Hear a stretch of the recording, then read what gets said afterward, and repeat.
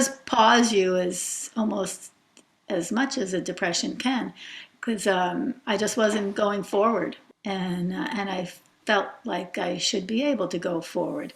I wanted to lose some weight, firm up. I gained some pandemic weight. I wanted to get stronger again because I had a physical injury, so I had not been able to do what I would normally do physically. Plus, because of the pandemic, I couldn't go to the gym, so I was getting flabby. I wanted to lose some weight, get stronger, and clear my mind. Frustrated that I was in pain, frustrated I was not following through with some of my plans. Frustrated with myself that things had slid. Some things were in my control and some things were not in my control.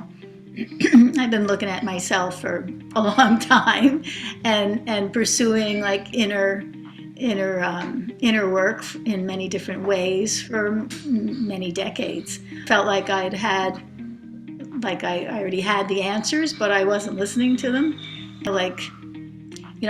I have been in depression in my life, but I was not in a really like a depressed state. I was in a frustrated state, and but it does pause you as almost as much as a depression can, because I just wasn't going forward, and I felt like I should be able to go forward. And every time I did kind of go forward a little bit, I would either get re-injured or something would happen. And so the frustration was kind of building up, escalating. Now, even though I would not say I feel frustrated now, it's like it's still fairly recent. It can come right on like a coat. I'll get Maddie to get me back on track physically, and so then when we talked, you were doing so much more than that.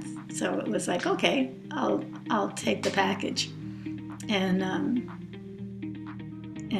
see. I feel like I had the tools, but when it doesn't matter, you might not use the tools, the tools that you own, and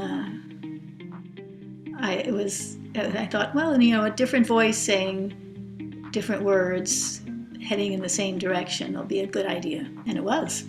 It made me challenge myself. It made me challenge myself emotionally, and I hadn't been planning on that, so that was in itself was a challenge.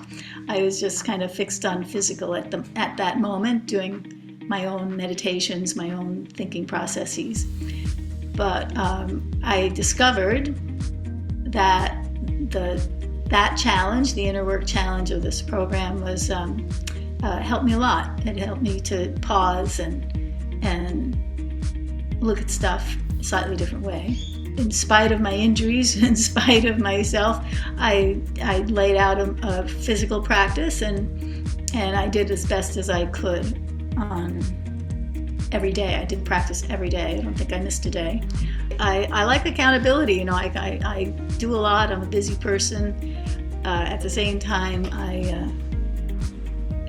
the idea that somebody is checking in and looking over my shoulder, in a sense, really inspired me to get busier, get on the mat more often.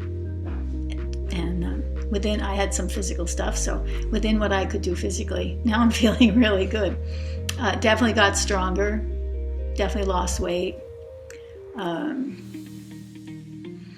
Fit in better, fit in my clothes. I wanted to fit in my clothes. I remember that. I told you that. So I can fit in most of my clothes now, so I'm good about that. But overall, what I least expected to get the most value of, I got the most value of. And that was the pausing and checking in with myself, not the physical exercises, but the mental, emotional exercises. I did enjoy the process. I teach this stuff, but I rarely do it myself. So after teaching the process for so many years, it was actually excellent to do the process. And I found myself, I would do something in the morning, and then I would think about it during the day. And I might fine-tune my answers or not, but yeah. it was very effective for me. It made me think. It made me work on some stuff I hadn't planned on working on.